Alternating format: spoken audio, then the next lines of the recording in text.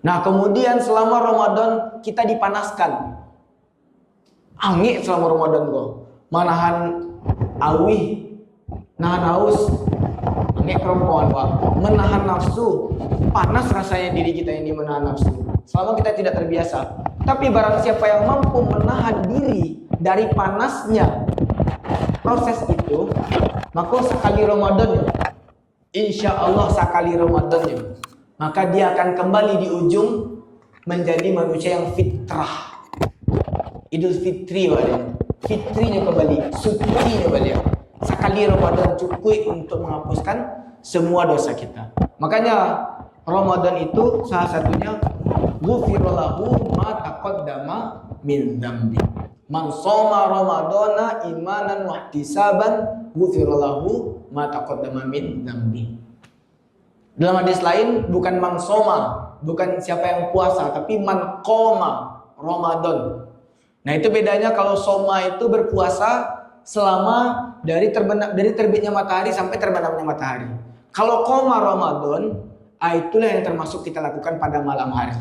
Karena yang mendirikan Ramadan, bukan hanya berpuasa di bulan Ramadan, tapi yang mendirikan Ramadan. Mendirikan ini apa? Itulah termasuk setelah kita berbuka, kita laksanakan nanti yang namanya kita tarawih bersama-sama, kita mengaji qiyamul lail, kita melaksanakan tadarus Al-Quran. Nah, itulah yang termasuk dengan dengan man qoma Ramadan. Nah, selama Ramadan, kemampuan itu yang kita latih untuk menahan diri. Dan itu sangat berpengaruh kepada kita untuk melatih kemampuan kepemimpinan. Kemampuan kepemimpinan kita. Dan yang paling penting untuk setiap muslim, kullukum ra'in wa kullukum mas'ulun an ra'iyatih. Aku hadis ko dapet yang bo 2006 balik Pak. Abang Aldo yang pertama kaluan tu. Waktu di OSIS dulu Abang Aldo ngajan tu. Kullukum ra'in kata Abang Aldo. Wa kullukum mas'ulun an ra'iyatih. Setiap kamu adalah pemimpin dan pasti akan dimintai pertanggungjawaban atas apa yang kamu pimpin. Dan seorang pemimpin harus mampu melatih dirinya untuk menahan dirinya dari nafsu-nafsu keinginan kepentingan pribadinya. Karena kalau jadi pemimpin, tentu kepentingan bahasamu yang harus dipikirkan. Dan selama Ramadan, itu yang kita latih. Kita menahan diri kita untuk melampiaskan nafsu sembarangan. Apakah tidak boleh melampiaskan nafsu di tempat-tempat lain? Boleh. Kapan? Setelah berbuka puasa. Bagi yang suami istri, boleh nanti setelah berbuka. Bagi yang dia makan, minum, boleh nanti setelah berbuka. Tapi selama berpuasa itu dilarang semuanya. Itulah bentuk kita menahan diri. Itu bukan untuk menyiksa, tapi kata Allah, tapi la'allakum tashkurun, agar kita bersyukur. Hadirin sidang jamaah tarawih yang dimuliakan Allah Subhanahu wa taala, itulah diantara inti dari ajaran puasa itu. Pertama, bahwa puasa itu mengajarkan kita untuk menahan diri. Yang kedua, efek dari menahan itu kita akan merasakan panas. Tapi kalau mampu menahan diri dari panasnya itu, insya Allah sekali Ramadannya, maka kita akan mendapat keguguran dosa. Tapi lain dari itu, ada makna-makna yang lebih dalam lagi juga, yang barangkali agak jarang dibahas. Selain Ramadan itu sebagai bulan untuk pengampunan dosa, yaitu Ramadan itu adalah bulan untuk menguatkan kesalehan sosial kita. Selama Ramadan kita dididik untuk menahan diri, untuk menguatkan kesolehan individu kita. Dengan apa? Itulah integritas pribadi kita untuk tidak makan dan minum selama puasa. Tapi di luar itu kita menguatkan kesalehan sosial kita. Terbukti di mana? Terbukti dalam Quran surah Al-Baqarah 184. Di mana di antara yang diajarkan adalah ayyaman ma'dudat.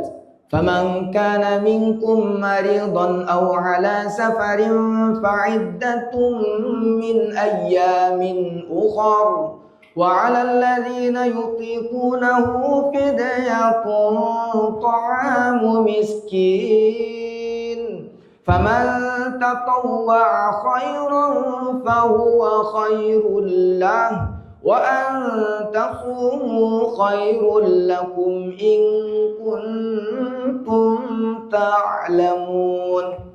Beberapa hari tertentu, maka barang siapa di antara kamu sakit atau dalam perjalanan, maka wajib mengganti sebanyak hari yang tidak berpuasa pada hari-hari yang lain.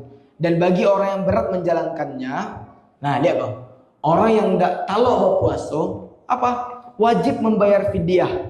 Apa itu fidyah? Yaitu memberi makan seorang miskin. Bayangkan puasa itu sebetulnya adalah latihan untuk pribadi kita dengan menahan diri. Tapi ketika tidak talok, bayarannya apa disuruh? Untuk menggantinya apa yang disuruh? Membayar fidyah, yaitu memberi makan orang miskin. Bayangkan, ketika kita berpuasa itu untuk pribadi, kalau tidak talok, gantinya itu dengan kesolehan sosial, memperhatikan sekeliling kita. Lalu pada yang berikutnya juga banyak diajarkan bahwa selama Ramadan itu kita juga nanti di akhir membayar zakat fitrah. Zakat fitrah itu tujuannya apa? Biar selama Ramadan nanti, selama hari raya nanti, itu tidak ada satupun orang yang merasa lapar. Lagi-lagi baliknya apa? Sosial. Padahal inti ajarannya untuk pribadi, tapi kembali nanti untuk kesolehan sosial. Dan selama Ramadan itu pun yang sangat terasa bagi kita.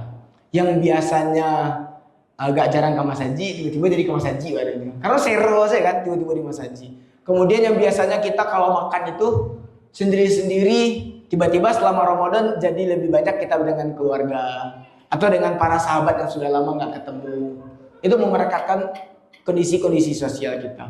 Nah itulah diantara pesan-pesan Ramadan. Selain tadi untuk melatih diri kita secara pribadi, juga untuk momen mengampuni diri kita, untuk menebus dosa-dosa kita, menggugurkan segala dosa kita, juga sebagai momentum untuk menguatkan ikatan sosial kita.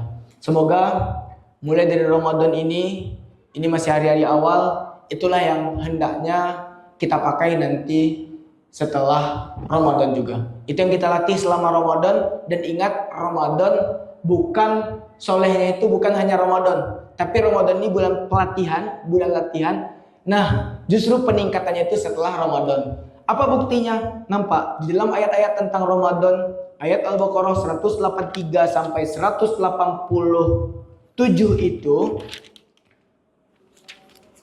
intinya ada dua, la'alla di situ.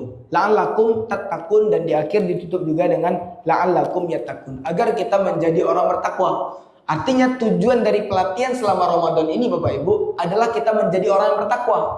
Nah, kalau jadi takwanya jangan dipakai selama Ramadan tapi justru dipakai pasca Ramadannya. Karena itu tujuan Ramadan, biar bertakwa dan dipakai selama hidup. Demikian yang dapat disampaikan, terlebih dan kurang mohon dimaafkan. Allahumma fiq ila qawmi thariq fastabiqul khairat. Billahi taufiq wal hidayah. Assalamualaikum warahmatullahi wabarakatuh.